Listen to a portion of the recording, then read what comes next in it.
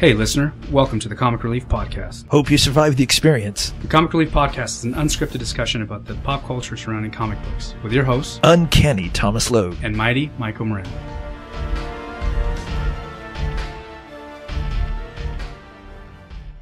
All right, welcome, ladies and gentlemen. Today we're going to discuss independent comics. So you have your big two. You have Marvel, you have DC. There's other companies out there besides Marvel and DC, you know, the folks that put out Superman and Spider-Man and those really big names. So we're going to talk about a few of these independent comics, independent comic companies, something other than the big two. The big deuce. This is an interesting topic because for the longest time it's been the big two. You know, they have the biggest market share, Marvel and DC. Right. Too, and there's always you know, these other companies that are trying to just get a piece of that pie. Some smaller companies have gotten to the point where they do have, you know, a pretty decent market share. Marvel and DC do hold such a huge piece of that market share and of that pie. You know, even the competition has gotten to the point where their characters and their books are actually making big box office bucks and becoming staples in the, you know, in the comic world overall. You know, I don't pick up a lot of independent, but there is a lot. When I go to the comic store, I see a lot more independent titles than I used to. Before it was just Marvel, DC,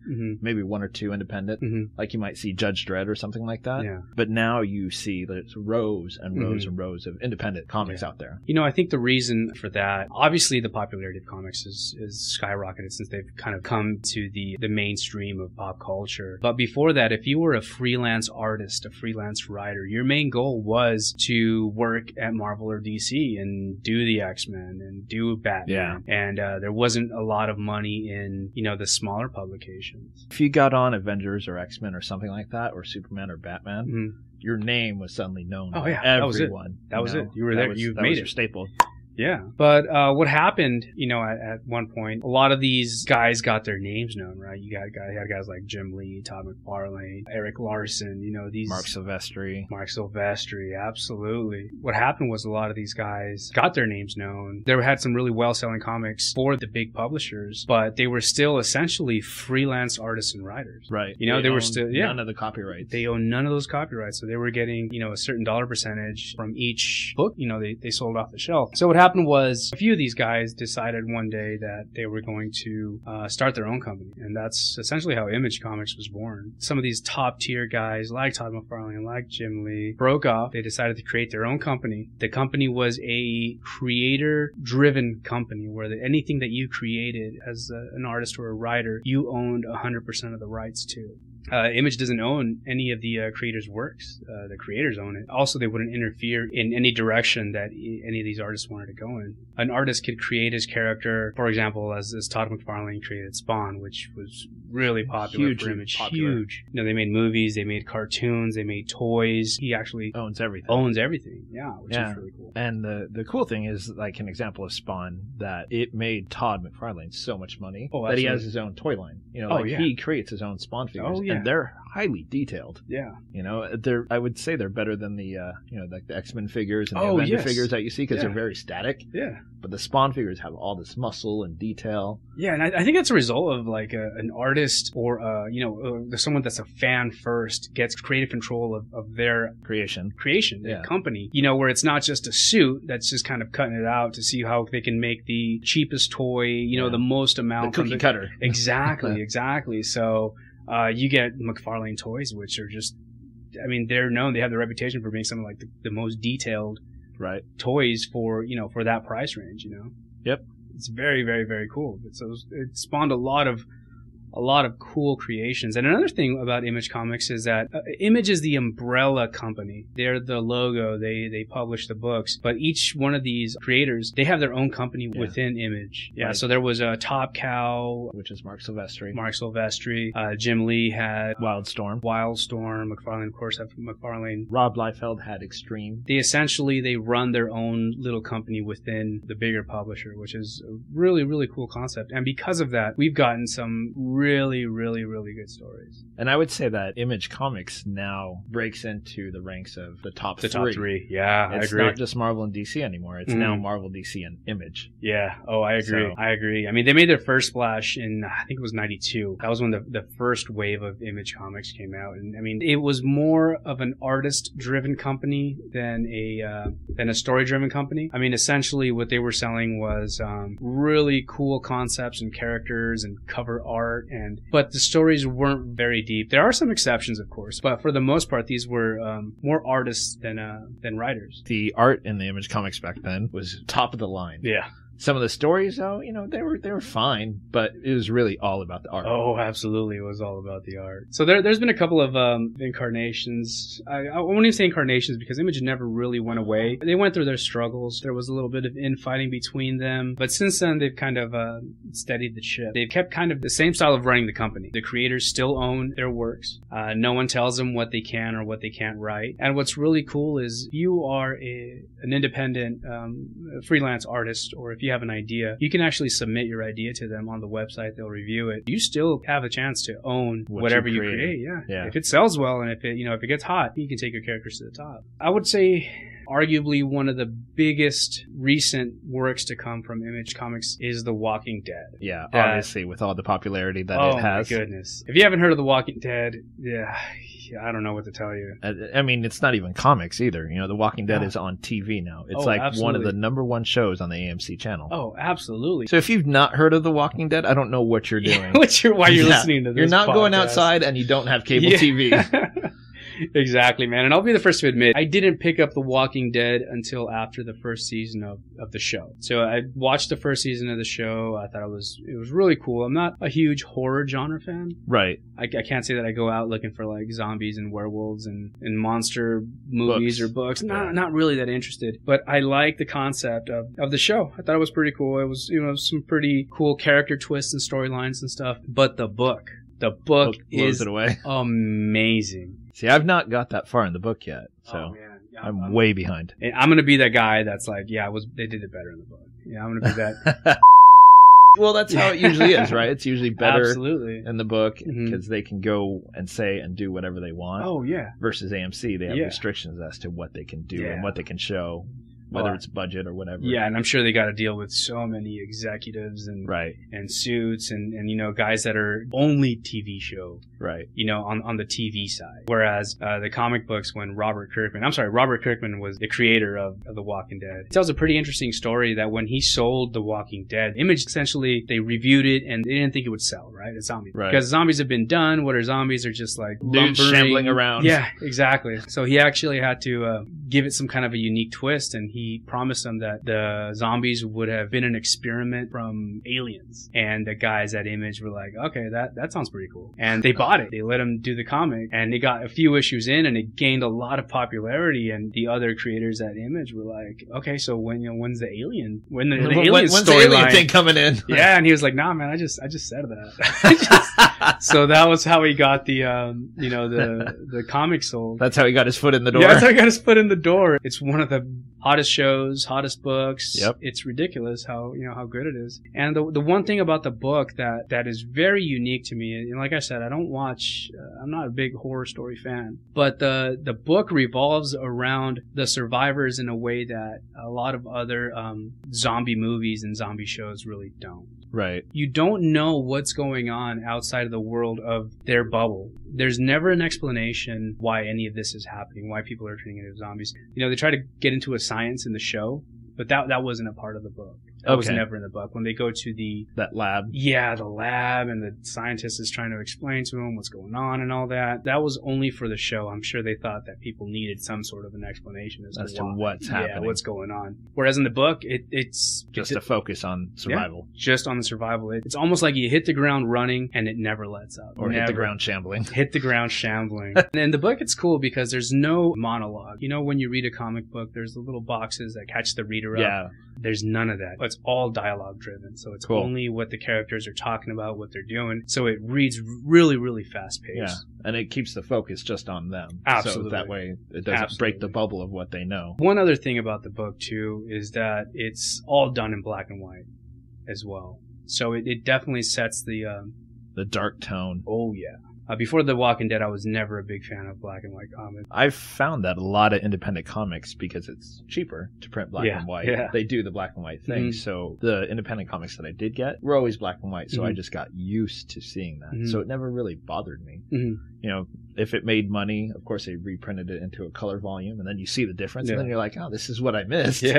But yeah, the black and white doesn't bother me.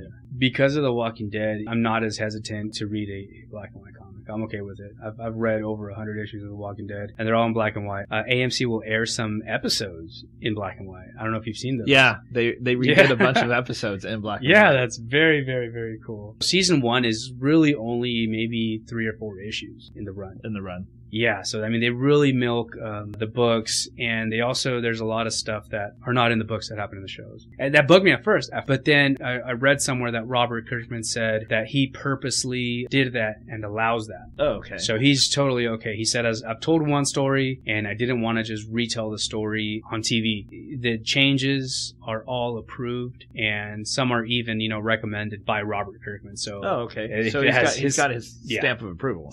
He has a stamp of approval. Bold statement, I know, but the Governor arc in the comic books is one of the best story arcs I've read in comics. In comic history? Yeah, in my comic history, yeah. The Governor story arc is so brutal, so relentless, and so bloody. When Walking Dead issue 1 was launched, they really didn't expect it to do well, you know what I mean? So they made it was a very low run. So now it's hard to find. It's really popular. It's stupid expensive. I mean, if you want to talk as a collector, if you want to talk about, what modern comic has gained the most value, in the shortest amount of time, you're not looking at Marvel or DC in this case. It's The Walking Dead. Yeah. The Walking Dead, it's an Image comic. That's an independent comic. It's pretty cool.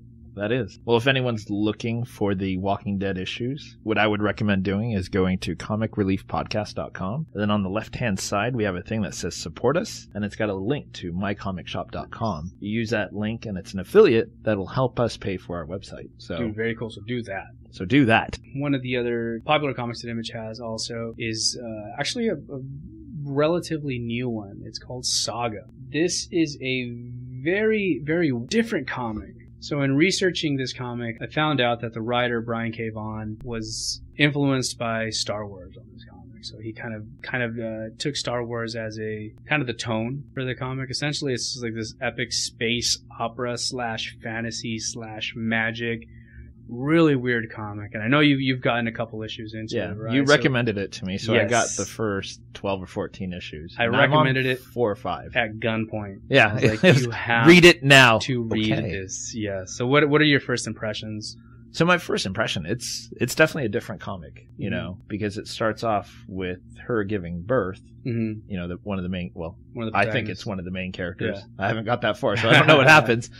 But she's giving birth to a baby, and, it talks about her on the dude's face, tell me I'm not on your face, tell me I'm not bleeding on you. And that might be the first sentence in that book, right? It is. And so, it immediately sets the tone where you're like, okay, this is the type of comic it's going to be. But then as you read it, you start to really get to know the two main characters, the ones who are, the mother and father of the kid. They actually give those two characters a lot of depth. And then as it goes, you start seeing the sci-fi aspect of it with Robot 4. I can't remember his first name. Prince Robot 4. Yeah. How could I forget his first name? Prince. Royalty. Then you see the side where he says, in order to cast a spell, I need you to tell me a secret. And she blurts out, I'm not going to say what it is because it's actually really funny. Yeah. She blurts out a secret, and he casts a spell and, cut themselves free from this situation. Spells need ingredients. And then this big ship shows up, so you're seeing all these different elements in it. I like the art. It's really clean. Fiona Staples is the artist on the book, and I'll tell you what, man, I'm going to look her up because she does some great work. To me, she definitely shows talent because you have her drawing big ships that aren't always easy to draw. The two main characters, kind of primitive clothing. They're not in like any kind of like weird spacesuit. You have her drawing more of like almost like a medieval kind of look. And then you have her drawing the robots who have a more futuristic, kind of out there kind of costume type of look. So you see her drawing all these different elements and making it all fit. Yeah, it's a strange book, man. It's hard to pin it down. I mean, essentially it is Star Wars meets fantasy meets Romeo and Juliet. And on the surface, it just seems very strange. Like, how could you get into that. But as you start reading the book, you really, really, really believe it. Every issue, they time it very well that it always ends kind of with a cliffhanger. This book has honestly gotten me to gasp out loud, to laugh out loud. Yeah. It really, really gets me involved in the story, man. A background about the story. So essentially the story takes place between two, we'll call them species, I guess. Yeah. One of the species has their wings. They almost look like angels. The other species, they have horns, kind of like ram horns. It takes place on biggest planet in the galaxy and only has one moon. So the winged ones live on the biggest planet on the galaxy called Landfall. The horned kind of ram-looking guys live on Reef, and they've been at war forever. They realize that if they destroy one, the other one goes out of orbit. So if they destroy the planet, the moon goes out of orbit, or vice versa. Right. So they've essentially had to outsource this war to the rest of the galaxy. So this war has spilled out. One of the soldiers, he gets caught. He realizes that he doesn't want to fight anymore. He's one of the Moonies. He's imprisoned. And he ends up falling in love with one of the prison guards, who's, she's a winged one. They fall in love. She breaks him out, and hilarity ensues. After that, it's just a mixed match of so many different genres, and it's so good. I recommend it. So far, I'm 17 issues in Saga, and these 17 issues are one of the best stories that I've read. All right, some other kind of honorable mentions is Chew. Have you heard of Chew? I have not heard of Chew. So Chew is a very interesting book from Image Comics, and this is not a book that I'm currently reading, but it's one that I've seen a lot of, at cons and at shops, and I'm really considering taking a look at it. The story is set in a world where chicken and other bird meats are illegal because of an outbreak of bird. Essentially, so you have a lot. So swine flu went crazy. Bird flu. Oh no, swine flu is the pig one. Yeah, swine flu is the pig one. Yeah, that makes more sense. Close enough. They're the same animal. Pigs fly. You might have a story there. Hang on, man. So 23 million Americans died. Essentially, if you want to eat any kind of avian or chicken or anything, you have to go to the mob. And, you got to talk to the guy and kind of wink at him and tap his foot under the bathroom stall, and he'll take you. He'll get your chicken. He'll get you your chicken. Hopefully the right kind. Yeah. So this is the story revolves around this detective named Tony Chu, who's just a police detective, and he's also a Ceebopath. So what happens is that he has almost telepathic abilities through eating stuff. He can tell you what happened to that piece of chicken. He can kind of see into the history of that. It's kind of like post-cognition. A little bit, yeah. But he has to do it by eating. I have read the first story where he's a detective and they're trying to bust an illegal chicken operation. So he goes into the restaurant. I'm already sold. Yeah, exactly. Now check this out. This is very interesting, and it sounds silly, right? But they're not like 40 issues in. So he sits down, he orders a chicken soup, he gives him the wink, you know what I mean? And he starts eating the chicken soup, and he starts having that precog kind of starts going through that whole motion where he's seeing what happened, who butchered this chicken, and he also sees that the cooked the chicken cut himself, so he's tasting that person as well. Person's blood. Yeah, and notices that this is the guy that's been killing all these people in the city. So he knows that this is him. So he goes back there, arrests.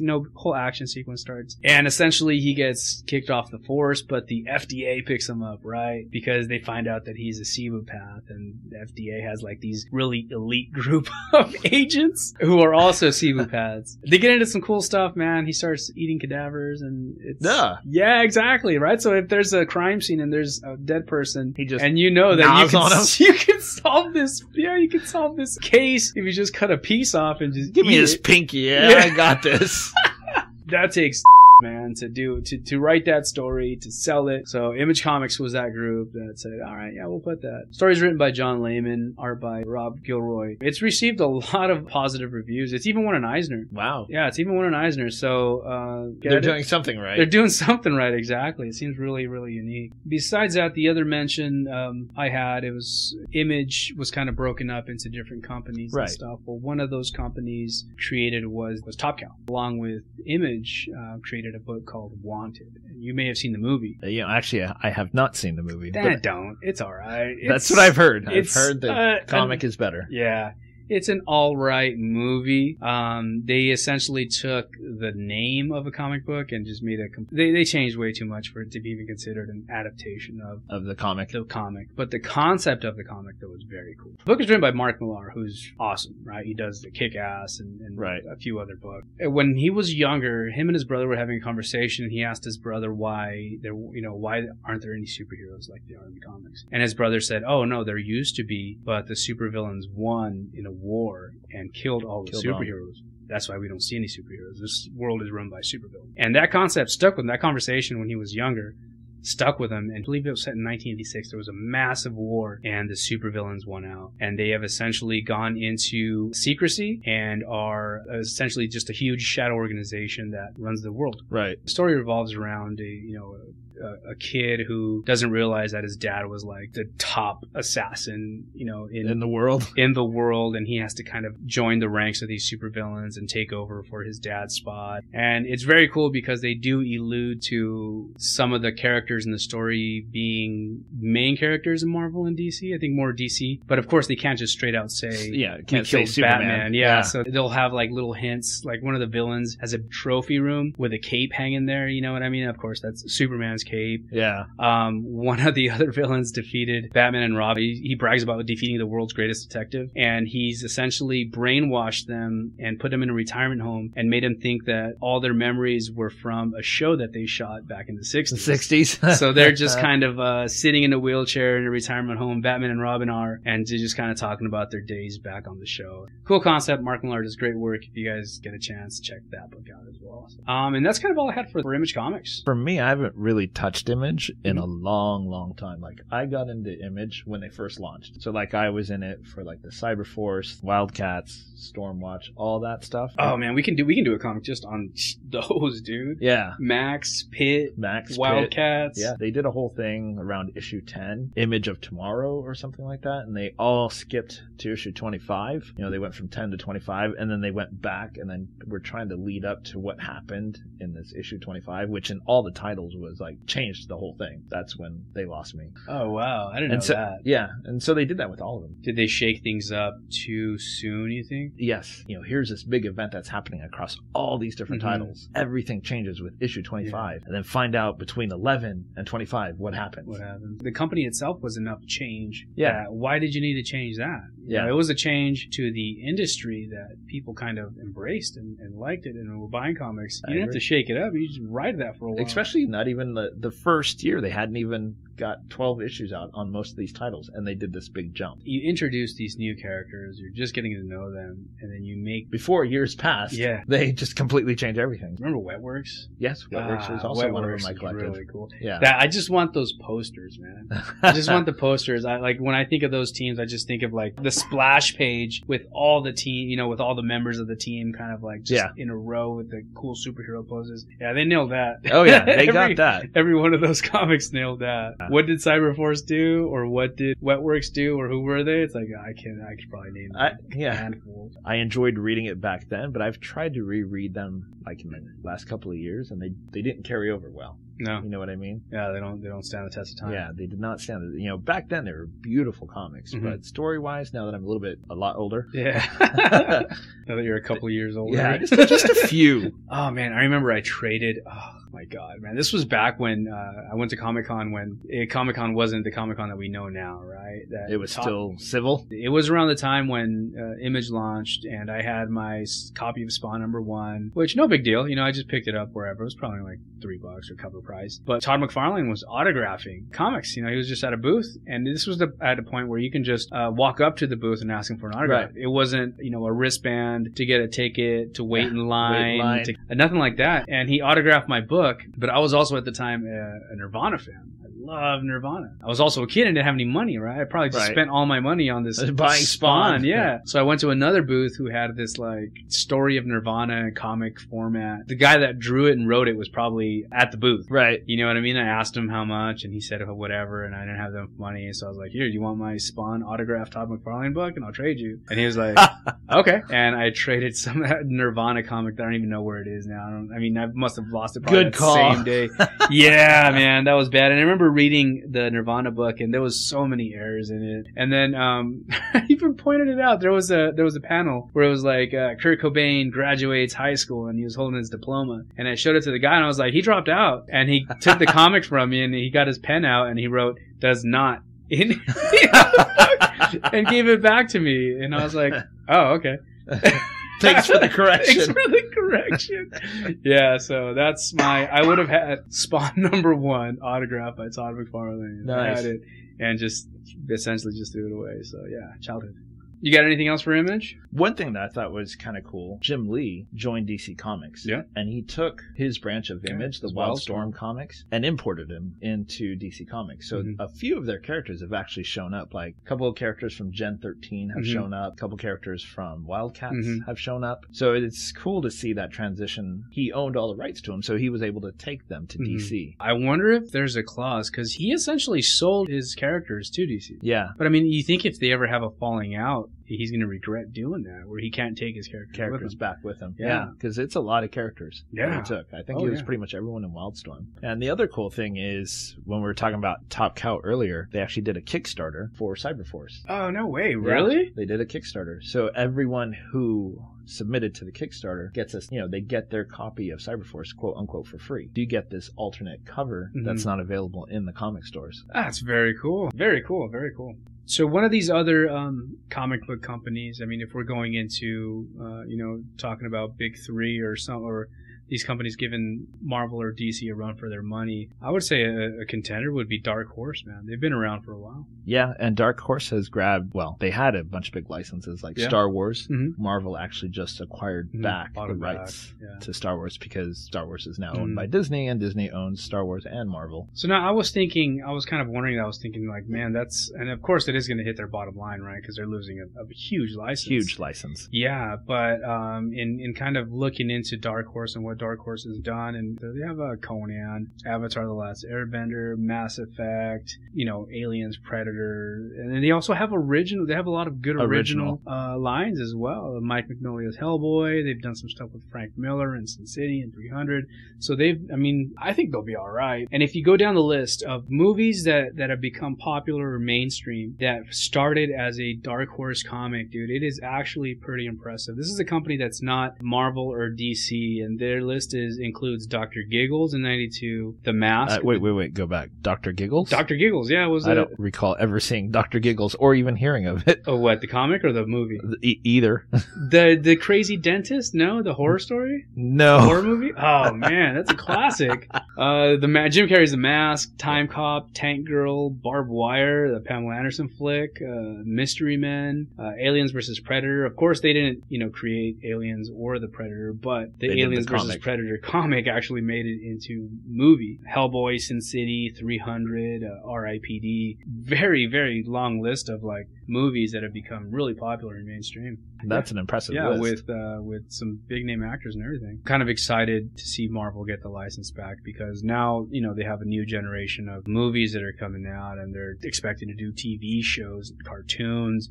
With what they've been trying to do with the Avengers and tying their Marvel Cinematic Universe together, it's going to be interesting to see what Disney does with Star Wars and Marvel and tying their books into their movies, into their TV shows. So I'm just saying right now, I'm going to be really pissed off if at the end of the Guardians of the Galaxy, they come out of warp drive and then there's a Death Star right ahead. Yeah. I'm going to be really mad. But no, not if all of a sudden it's canon. Yeah, it's canon, and Boba Fett has his own, his Iron Man armor. His Iron Man armor, exactly. With Tony Stark technology. With Stark technology. One of the companies that has actually gone the opposite route, that was started so that movie and TV licenses can be put on print, is IDW. IDW, formed back in 2000, was essentially picked up just to create almost exclusively licensed content. Everything from... Yeah, two of the books I get from IDW, Gears of War, is really good, because it ties in everything to the game perfectly. Nice. I mean, you would think it was the game writers who actually wrote the issue, and then the other IDW CW that I'm getting right now, well, 2 of them, is Judge Dredd. Nice. It's a new Judge Dredd series. And then they have Judge Dredd Classics, which is reprinting the old original Judge Dredd. Oh, very. Now, that Judge Dredd's another character that I'm going to sound like a total sellout, but because of the new Dredd movie, if you haven't seen it with Carl Urban, is amazing. I agree. It's really good. Carl Urban this dude is cool, man. He's dedicated. He's went the entire movie without taking his helmet off. Yeah. True to the character. Very cool. But how are you liking Dredd if you're reading? The new one is actually really, really good. It's typical good, fun Dredd. What originally got me into Judge Dredd way back in the day was not the fact that, look, cool comic. It was actually the song from Anthrax. Oh, did they have a Judge Dredd song? Yeah, they had a Judge Dredd song called I Am the Law. Oh, no way. Yeah. So the whole song is about Judge Dredd, and I remember seeing them in concert, and they were talking about, this is about a comic book character. His name is Judge Dredd, and I am the law. And they just kicked into the song, and I was like, well, I'm into comics.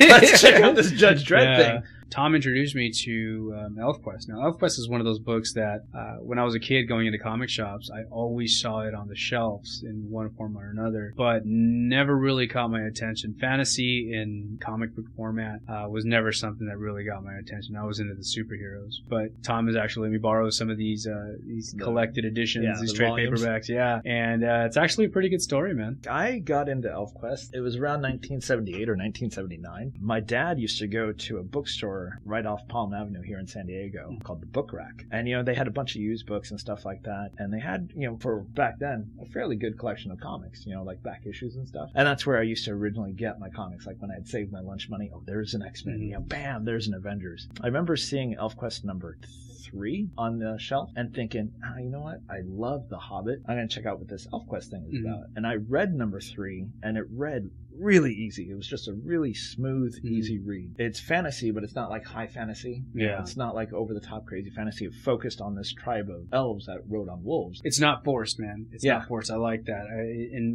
the problem that I have with trying to pick up a fantasy book, you just get so much terminology and lore and background just kind of shoved down your throat, and you forget who's who and what's what. This book, it's real light in that, and I do like the art is enough. You know what I mean? Where you're steeped well into whatever's going on, without feeling like it's like too hokey. And that's one of the things I think Wendy Penny nails down. She knows how to make everyone look very individualistic. You know what? And all the names were not like the crazy fantasy names that you're used to seeing. It's names like Cutter, Redlance, Skywise. Easy name to remember. Yeah. And I remember when we went back to the Book Rack, I would ask, is the next issue out? And she's like, no, not yet. And I found out later that ElfQuest was tri-monthly or whatever. One issue every 3 months, basically. Oh. Damn it. So then when issue 4 finally came out, it focuses on Cutter's family, specifically Bearclaw. And after I read that issue with the Mad Coil, sold. Hooked forever. For life. Fan for life. And then I remember going back to the Book Rack, and they actually had issue number 2 in their back issue bin. So I got issue 2, and I collected it, in the magazine format back then, all the way up to 20. It wasn't until like a couple of years later that I actually finally got my hands on the first issue. Do you still have them? Yes. Nice. So the original ElfQuest was all in black and white, like a magazine format. To me,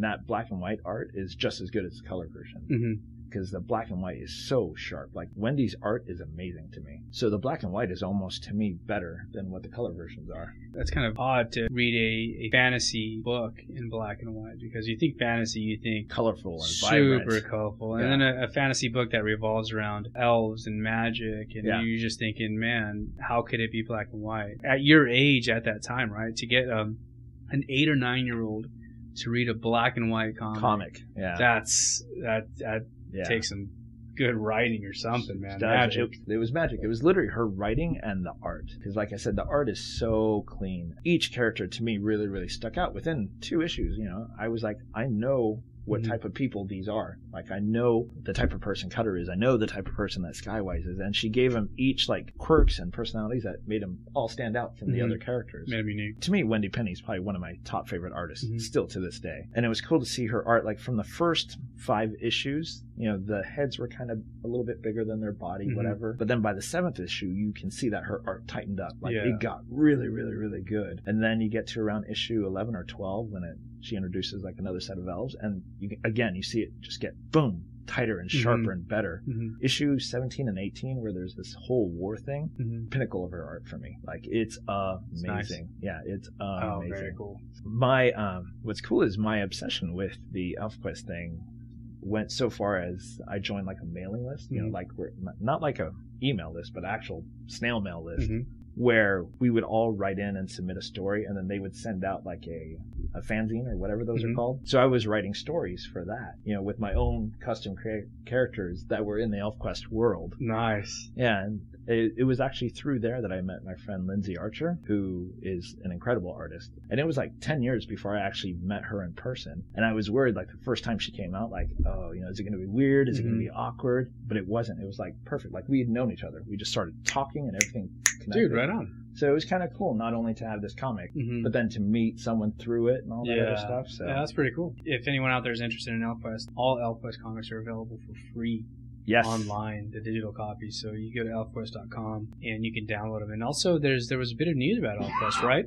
So they're actually gonna end ElfQuest. Yes, they are doing Final Quest right now. Final Quest. There was a time that I got out of ElfQuest. They actually started getting big enough that they started bringing in other writers and other artists. So the stories expanded out to other characters. Yeah. Other characters. Still based in fantasy and everything, right? Yeah, still based on the ElfQuest world, but like New Blood, Hidden Years, and Shards were all stories that kind of brought ElfQuest from this primitive, like the humans were kind of like primitive, kind of caveman, and lunged it forward into like a medieval time. And then they did another set of books called The Rebels and Jink, which brought ElfQuest to a futuristic time where humans were flying around in spaceships, the elves weren't even around. They got all Warhammer 3000 AD or so whatever. When that happened, I stopped collecting ElfQuest. Like, I was like, I'm done. I'm out. Parachute. Yeah. Pull the ripcord. Yeah, pull the ripcord. Yeah. But they eventually brought everything back together into a title called Metamorphosis and kind of consolidated everything. And then they did an ElfQuest Volume 2, which kind of focused back down onto the Wolf Riders, the original tribe and stuff like that, and where they all were. In 2004, they did Searcher and the Sword, which really, really focused on the main tribe again. And then DC actually picked up ElfQuest in 2006. Oh, wow. And they published 4-issue limited series called Discovery. And then there was nothing until, as you said, Final Quest, which now is supposed to be the end of ElfQuest. So how do you feel about that, about this really long run coming to an end? They released the prelude to Final Quest, and they did a good job of basically summarizing where everyone was at, what everyone was doing, and it's Wendy Penny's art. It's clean. It's crisp. So I am okay if this follows that, you know, caliber of art that she's always shown. I'm okay with this ending. So seeing Wendy back at the helm, her in control of everyone, and her basically summarizing and drawing everything again. To me, it's a good way to close a chapter. And has she said it? Is she going to end it as like something like cataclysmic, like it's going to destroy everything, or has she just said this is my final book and that's it? She hasn't even dropped any clues. She just said, prepare to be surprised. Wow. So, okay. They're just building up that intensity of making everyone wait. Oh, man. I wonder if she's going to close the door and lock it, or if she's just going to close the door for someone else to open it later. I would recommend anyone, as you were saying, go to elfquest.com. Upper right-hand corner, there's a Read It Now. And I would at least recommend reading the original Quest, Siege, and Kings of a Broken Wheel. Cool. And this isn't the only fantasy book you've read, right? As far as comics are concerned. No, like 1986 was apparently the year for fantasy books for me that were independent and black and white. There was another one from Aircell Comics called The Adventurers. Really, really, really loved it. Really loved it. Because if you like books where you're not sure if the main character is going to live or die, this is one of those. It's kind of high fantasy stuff. You know, there is magic, there is like monsters and stuff like that. But to me, it read sort of like a D&D campaign, like Dungeons and Dragons. Like, you know, you're reading these characters, and at any given time, one of them could die, and some of the main characters do die. The original ran, I think, for 10 issues and then had a number 0, so it technically ran for 11 issues. Okay. They did a second run that ran for 7 issues, and they did a number 0, so it was like 8 issues. And the third one only ran for 6 issues. But that was all independent publishers, huh? The original run, the first 2 issues were actually from Adventure Comics. Like, they made their own comic publishing thing. But then Aircell picked it up and said, hey, we'll republish your first 2 issues and keep publishing the rest for you. Oh, very cool. It's one of those comics where, like, back in the day, I Googled it to see if there was any websites about it, and there was none. So I was like, what am I going to do? I'm going to make a website for it. So if you go to tawmis.com/adventurers, it's got like all the little synopsis of all the issues, and some of the characters have profiles, kind of like the Marvel Universe handbook profile. Yeah. You know, like the name, where they were born. And I even found the artist who did it, I might be mispronouncing his last name, Burles. Burles.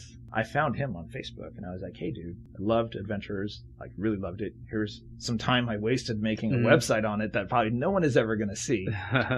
But he actually... I'll see it, Tom. Yeah, thanks. Someone will go see it. But he actually wrote me back and said, after all these years, the adventures are still remembered. You have done an amazing amount of work, both putting together the synopsis and the bios, and also in compiling all the information contained therein. I learned quite a bit that I never knew about the characters I used to draw. So I thought that was kind of funny. Characters. Also in 1986... also through Aerosol, there was a comic called ElfLord that was made. Basically, it was not a lot of story. Not a lot of story at all. It was mostly hack and slash, and the art was really kind of simple, but it was just a fun read. Just really weird stuff. Dude, you're making me want to play Skyrim. That's what it's like. It's a lot like that. And then the last independent comic I ever, probably not the last, but the last one I can think of is The Tick. Oh, yes. So I never read the comic, right? Saturday morning cartoons, man. Yes. The Tick was... the man. Yes, I agree. How close was the cartoon or the book to the cartoon? Totally different. You know, normally the book is better. Yeah. To me, the cartoon was better. The cartoon was way better. Yeah. To me, the cartoon, because you could hear, I don't know the guy who played the Tick, but the guy who played him in the cartoon. Oh, nailed it. Nailed it. And the dude who played Arthur, nailed it. Yeah. So, I mean, there were so many funny episodes that I think conveyed a lot better in cartoon. Mm-hmm. Like, one of my favorite ones is the one with the mustache and the beard. I don't know if you remember that one. When the Tick has a mustache? Yeah, and it's like going up his nose. Yeah. He's like, Arthur, it's touching my brain. You know, that stuff, it's, when you read it in a comic, I don't think it conveys as well as him struggling with a mustache, trying to get it out of his nose, you know? Or when he's trying to shave and it would move. And there was like an episode where the gingerbread cookies are alive, and they're attacking the city. Dude, I loved the subtleties of the cartoon. Like when Tick is rooftop hopping. Yes. And he's crushing all the roofs, and he's just completely oblivious. And then when he finally gets to the ledge, he just crunches the ledge down and just, you know, kind of does his superhero pose. Yes. Yeah, and it's like, dude, this guy does not realize that he's just destroyed everything, you know? Along the way. Yeah, along the way. I love the subtleties, man. I love that they lived in like a little apartment and the Tick slept on the couch. And it was just, it was awesome. Yes. It was really cool. And then the parallels too with some of the popular Marvel and DC heroes and stuff. Like Galactus. Dude who was like Batman. Oh yeah, it was Batman. There was the American Maid. Who was like Wonder Woman. Yeah, Sewer Urchin. I don't know who he was like, but he's kind of like weird. Aquaman. Yeah, he's there you go, dude. Oh my god. He was the Aquaman of the team, but he was cruised around in the sewer, totally useless. Yeah, he was probably one of my favorites. He was hilarious. Just the way he would always mutter when he talked. Yeah, and then he would just like slink away back into the sewer when stuff got really nasty. Yes, dude. Oh yeah, I love the Tick, man. And that was always one of those books too that I always saw on the shelves and wanted to pick up, but for some reason I never did. And I knew him, and I knew the Tick. You know, you ever watch the live animated show? Yes, the live action was good, but you just can't capture like what they did in the cartoon was just one of those. It was just magic. It was so good. So good. Yeah, and I mean, you're putting it in a lineup with like Batman the Animated Series, and you know, the X-Men Animated Series, and then we can do a podcast on Saturday morning cartoons. We should talk about superhero cartoons at some point. So today I'm joined by the CEO and founder of Wendigo Comics, Jacob Ferry. How you doing today, Jacob? I'm doing pretty good. Cool. So you started your own comic book company, An independent book with your own original characters and storylines and everything. More or less a company with many stories by not just me, but also other people. Okay, and before we dive into Wendigo, do you mind if I ask you, you know, what's your background with comics? What got you into comics? What books did you read growing up? Well, when I was growing up, it wasn't so much reading the comics. It was more or less watching the comics. I was glued to the 90s X-Men shows. I watched the hell of those and probably annoyed my parents. Absolutely, man. We grew up with those 90s X-Men comics too, man. Classics. Did you ever get to a point where you actually started picking up and reading books? First real one I picked up and I sat down and I read was Watchmen, and that really was what started everything for me. Cool. What led you to, want to create Wendigo Comics or the company Wendigo? I've always been a writer, and I've always loved comics, so I don't really have the attention span to write a full novel. Much easier to do a comic. Oh, absolutely. So you're not necessarily an artist with Wendigo. You're more on the writing side? I could draw, but nobody would buy that. So why did you decide to create your own company as opposed to doing a freelance work or shopping your stories out to existing companies? I figured if I was to work at Marvel, it would really pigeonhole me, and that's the big thing about Wendigo is that we don't pigeonhole anyone.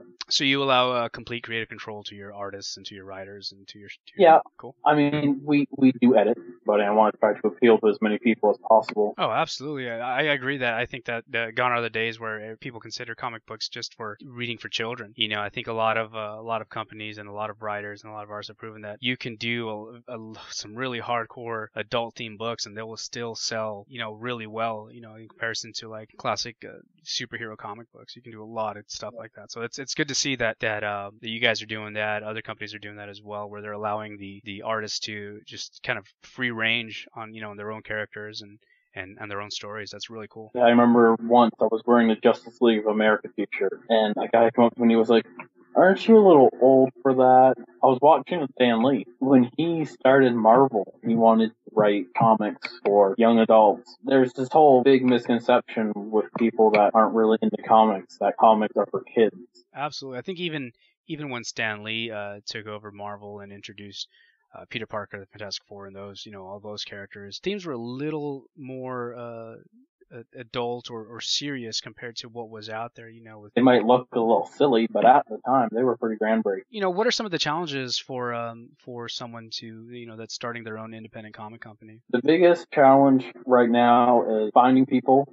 Not just fans, but also people who work with. Getting the word out. You gotta advertise the hell out of yourself. You gotta market yourself. You can't be shy. Have you guys ever heard of Rask? And I probably didn't pronounce the name right. No, I have not, but I'll look him up. He used to work for Marvel. He wanted to make something that was his. I was talking to him, and the more people that can see it, the more people that will see it. It's just a numbers game when it comes down to that. As the more eyeballs you get on your product. Absolutely.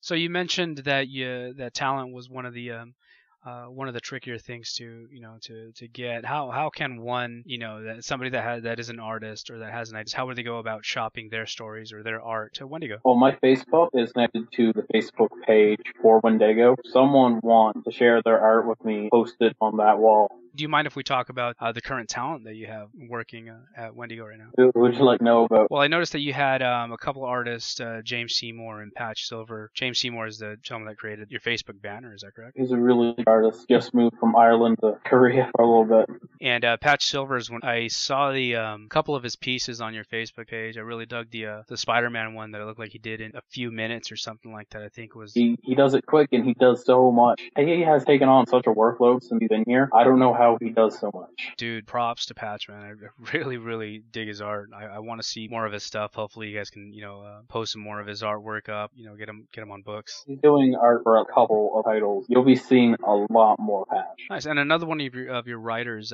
Tucker, am I pronouncing his last name correctly? Is it Hayes? I just call him Tucker.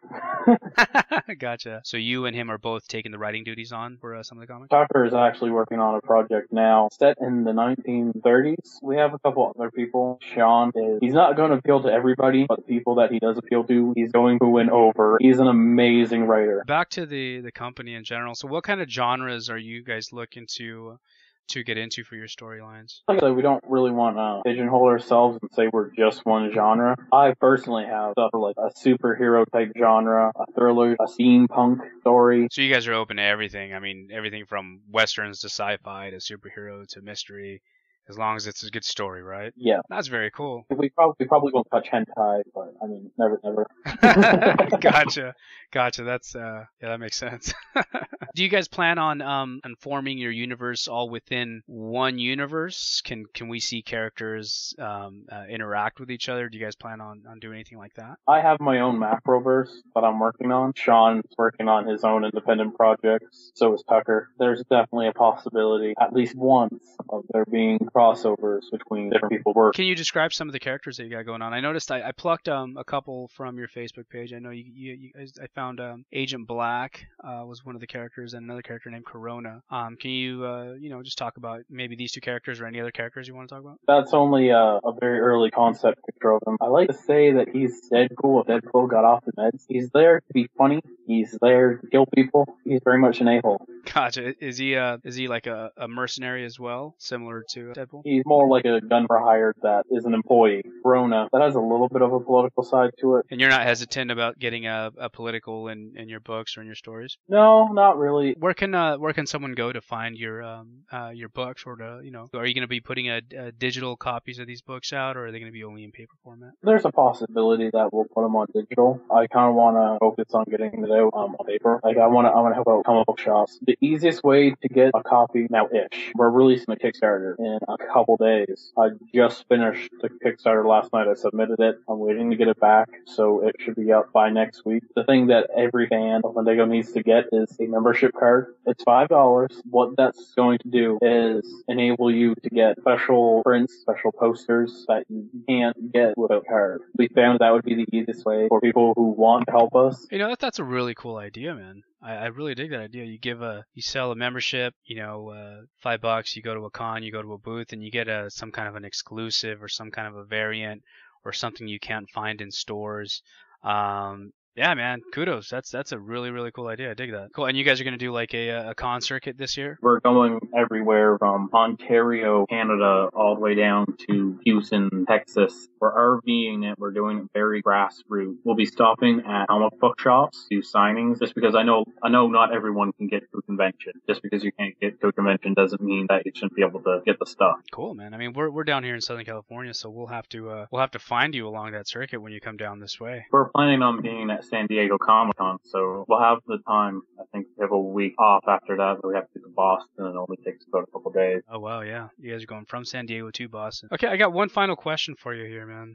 Where did you come up with the name for you? And you pronounce it Wendigo Comics, yes, not Wendigo? It's Wendigo. It's the name of a spirit in Algonquin native myth, and very morbid, but it's a spirit that possesses someone who consumes human flesh. It's very much me showing off how much I love to learn about different myths and different urban legends. Cool, very cool. All right, is there anything else you would like to plug, or any other mentions you'd like to give to the audience? Just come like us on Facebook, and if you have art, send it in. If you have writing, send it in. If you want to say, hey, you guys are cool, send it in. If you want to say, hey, you guys suck, that's still feedback.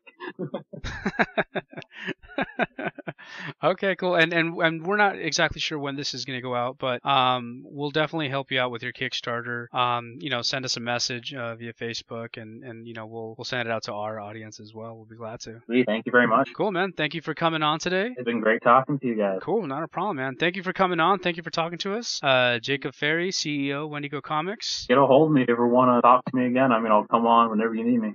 Absolutely, will do, man. It was a pleasure talking to you. All right, have a good day. You as well. See you, Jacob. That'll wrap up this podcast. Hope you enjoyed it. Hopefully we introduced you to some new comics. Check them out, pick them up, go on our site, use the link, purchase some comics, help us out. That'd be really cool. Like us on Facebook, drop us a review on iTunes, download the podcast from iTunes. Hope you guys are writing all this down, because this is a long list of stuff that we need you guys to do for us. Yeah, we need you to do this now. Immediately. Anyways, you don't have to do any of that. Just thanks for listening. Appreciate it. And one last word. Spoon!